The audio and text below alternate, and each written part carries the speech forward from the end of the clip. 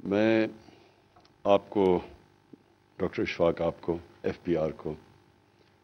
Finance minister آپ کو خراج تحسین پیش کرتا ہوں، کیونکہ یہ آپ نے ایک ایسا قدم اٹھایا ہے جو مجھے شک پڑنا شروع ہو گیا تھا کہ شاید ہمارے 5 سالوں میں کمپلیٹ نہ ہو، کیونکہ آپ نے جس طرح ڈاکٹر اشفاق بتایا 2008 سے آپ کوشش کر رہے ہیں،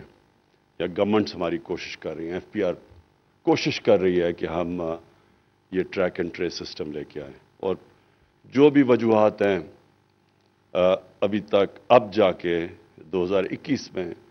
اور یہ بہت بڑی اچیومنٹ میں سمجھتا ہوں آپ کی کہ ماشاءاللہ ہم کامیاب ہوئے ہیں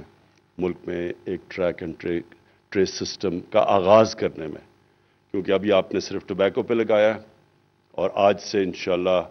شوگر انڈسٹری کے اوپر اور پھر آگے مزید جو آپ کے پلانز ہیں سیمنٹ پہ، فرٹیلائزر پہ اور پھر سریا پہ، تو یہ بڑا پازیٹیو میں آج سمجھتا ہوں کہ یہ ایک بہت بڑی ایک پازیٹیو موو جس کے فار ریچنگ امپیکٹ ہے، اس کا بہت بڑا آگے امپیکٹ پڑے گا۔ پہلے میں صرف پاکستان کی سچویشن کی بات کرنا چاہتا ہوں کہ ہمارے پرابلمز کیا ہیں۔ ہمارا سب سے بڑا پرابلم یہ ہے کہ ہمارے پاس اتنا پیسہ نہیں ہے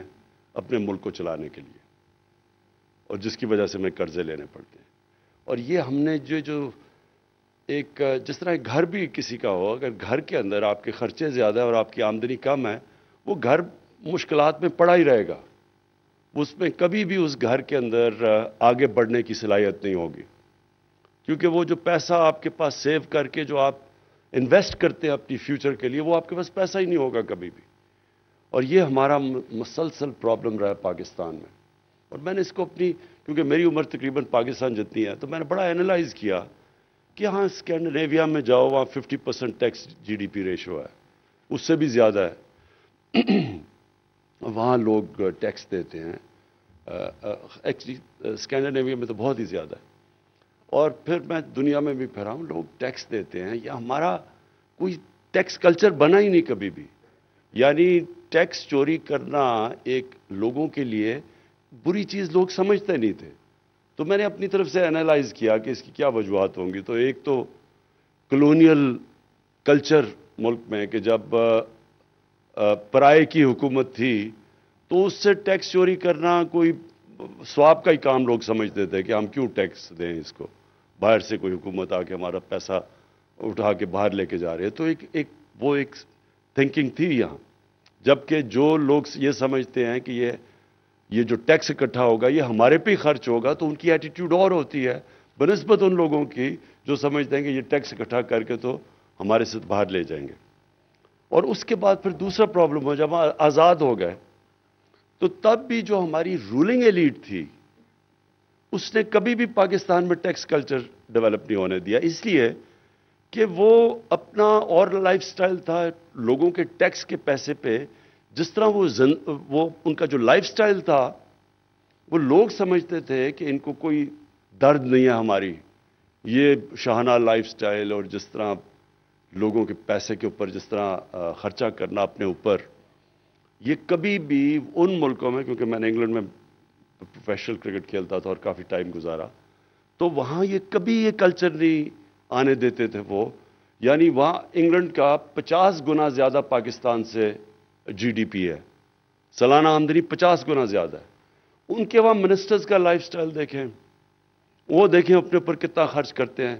ایک ایک چیز وہ جب خرچ کرتے ہیں تو ان کو یاد دلایا جاتا ہے کہ آپ عوام کے ٹیکس کا پیسہ خرچ کر رہے ہیں۔ ان کے لوگ جاتے ہیں، یعنی جو اتنا امیر ملک ہو کہ 6 کروڑ کی آبادی اور ہمارے سے 50 گنا زیادہ جس کا جی ڈی پی ہو،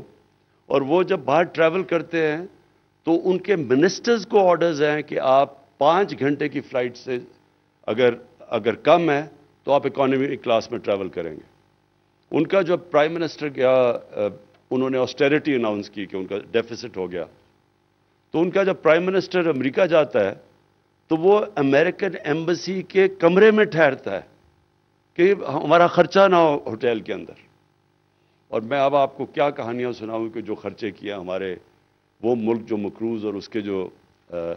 پرائم منسٹرز نے اور جو جا کے وہاں پیسے باہر خرچ ٹورز پہ کیے ہیں، یہ ہم نے کافی دکھایا بھی ہے کہ 10 گنا زیادہ، جس پہ میں بڑے کمفرٹیبلی گیا، میں بھی انہی ٹرپ پہ، تو 10 گنا زیادہ خرچہ کیا انہوں نے اس سے، آج سے 10 سال پہلے. جب ایک حکمران کوئی یہ ہو ہی نہ کہ میں لوگوں کا ٹیکس کا پیسہ خرچ کر رہا ہوں، تو لوگ بھی پھر اس حکومت کو ٹیکس نہیں دیں گے، وہ کلچر نہیں ڈیولپ ہوگا. مجھے یونیورسٹی سے یاد ہے انگلینڈ کے اندر کہ یونیورسٹی میں سٹوڈنٹس بھی کہتے تھے کہ یہ ہمارا ٹیکس کا پیسہ ہے، یہ ہمارا ٹیکس کا پیسہ غلط خرچ کر رہے ہیں. تو ایک عوام بھی کانشیس تھی، اور پھر جو حکومت کرنے والے تھے وہ بھی سارا وقت ان کو پتا تھا کہ ہم اکاؤنٹیبل ہیں عوام کے لیے، جس طرح ہم ان کا ٹیکس کا پیسہ خرچ کرتے. تو اس دو وجوہات سے ہمارا ٹیکس کلچر ہی نہیں ڈیولپ ہوا. لیکن اب جدھر ہم پہنچ گئے ہیں،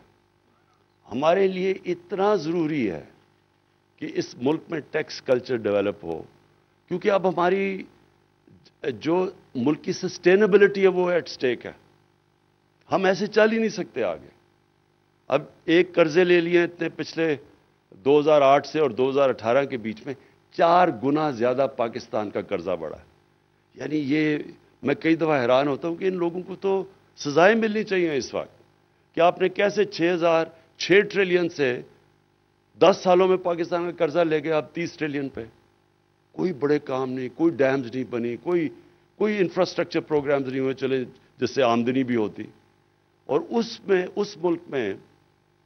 جب آپ نے اتنا قرضہ چڑھا دیا تو اب ہماری حکومت کا کیا چیلنج ہوا کہ اب انشاءاللہ ریکارڈ ٹیکس کلیکشن. اور میں پھر F B R doctor Ashfaq آپ کی ٹیم کو مبارک دیتا ہوں، خراج تحسین پیش کرتا ہوں جو آپ کی ریکارڈ ٹیکس کلیکشن ہوئی ہے. لیکن ریکارڈ ٹیکس کلیکشن انشاءاللہ 6,000 ارب تک انشاءاللہ ہماری امید ہے پہنچ جائے گی. تو 6,000 ارب میں سے 3,000 ارب تو چلا جانا ہے ان کے لیے ہوئے قرضوں کی قسطوں کے اوپر. تو سارا ملک کے لیے بچ جائے گا 3,000 ارب 22 کروڑ لوگوں کے لیے. تو وہ ان لوگوں کو ہم نے ان کی صحت کا دھیان رکھنا ہے، ان کو ہم نے ہسپتال دینے ہیں، ان کے لیے ہم نے سکولز بنانے ہیں. سب سے امپورٹنٹ ایجوکیشن انسٹیٹیوشنز، اس کے لیے کتنا پیسہ بچ جاتا ہے. پھر انفراسٹرکچر ہے وہ اتنی زیادہ، جب 22 کروڑ لوگوں کے لیے آپ اور پھر انویسٹ بھی کر رہے ہیں، ہم ریسرچ میں کریں، ہماری جو ایگریکلچر ہے اس میں اتنا پوٹینشیل ہے اگر ہم اس میں انویسٹ کریں. لیکن کتنا پیسہ بچ جاتا ہے سب چیزوں کے لیے، تو وہ پھر ہمیں قرضے لینے پڑتے ہیں، وہ پھر اس کے سود دینا پڑتا ہے. تو ہم اس وشس سائیکل میں پھنسے ہوئے ہیں. یہ ٹوٹتا ہی ایک طرح ہے اگر ہم ہماری ٹیکس کلیکشن اس سے بہت ہم تیزی سے بڑھائیں. اور وہ تب ہم کریں گے جب ہم ٹیکنالوجی کی طرف جائیں گے. اور یہ بہت بڑا قدم ہے ٹیکنالوجی کی طرف. ٹیکنالوجی کی میں صرف آپ کو بتا دوں کہ ہمارے شوکت خانم میں ہم نے آج سے 20-22 سال پہلے ہم نے اس آٹومیشن پہ لے آئے سارا ہاسپٹل، پیپر لیس کر دیا ہاسپٹل. اس سے اتنا فرق پڑا کہ کیونکہ وہ بڑی مہنگی کینسر کی دوائیاں بڑی مہنگی ہوتی ہیں،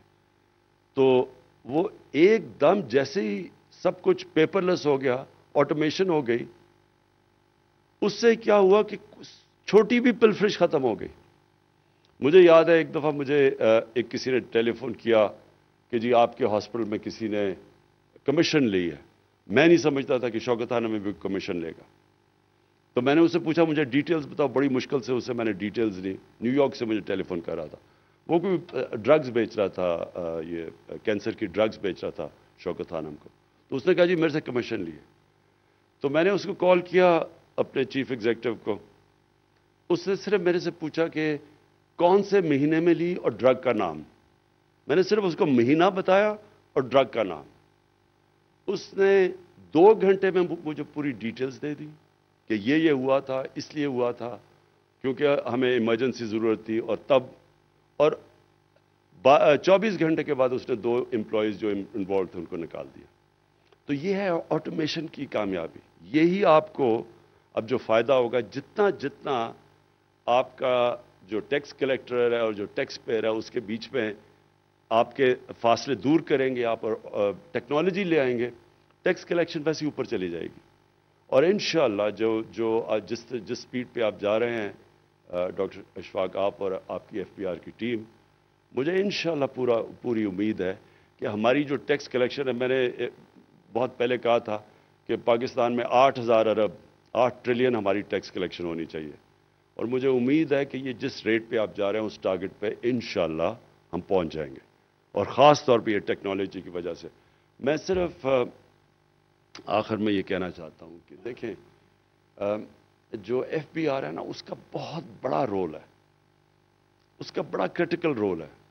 اس لیے کہ ہماری سروائیول اب ڈپینڈ کرتی ہے FBR پہ۔ یہ آلموسٹ ایک سیکیورٹی، جس طرح ایک ملک کی ایک نیشنل سیکیورٹی کا ایشو ہوتا ہے، وہ ہمارا ایشو بن چکا ہے اب، کیونکہ ہمیں وہ پیسہ چاہیے اپنے بچوں کے لیے، اور یہ یاد رکھیں کہ ہمارا یہ بہت بڑا اثاثہ بھی ہے، لیکن یہ بہت بڑی لائبلٹی بھی بن سکتی ہے، کیونکہ ہمارا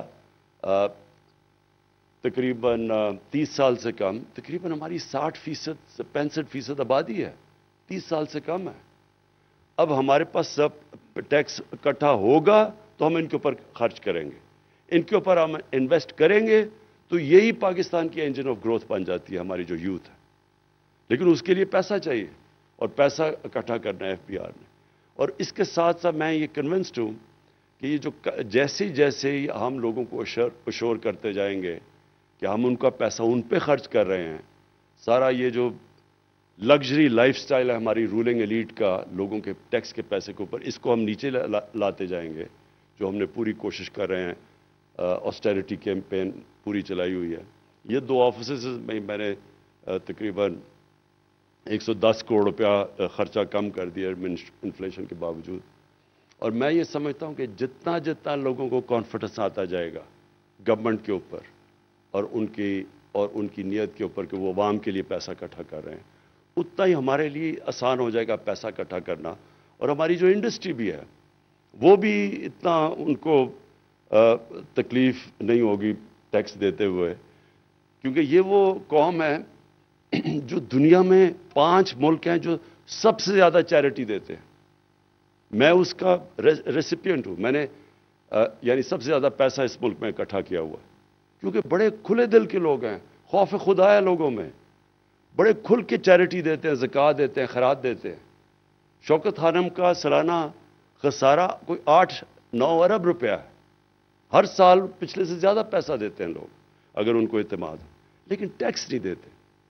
تو ہم نے جس وقت ہم نے یہ لنک کر دیا کہ ان کی فیوچر اور ان کے ٹیکس کی کنیکشن ہم نے کر دی کہ ملک کی خوشحالی، عوام کی خوشحالی، بچوں کی خوشحالی ٹیکس دینے پہ ہے، تو یہ جیسے یہ کنیکشن آ گیا، مجھے یہ پورا امید ہے کہ یہ قوم ٹیکس بھی دے گی، اور ہماری جو FBR ہے اس کی بہت بڑا رول ہوگا کہ وہ بھی یہ کانفیڈنس لوگوں کے اندر ریسٹور کرے کہ وہ جو ٹیکس اکٹھا ہوتا ہے وہ عوام کی بھلا کے لیے جاتا ہے۔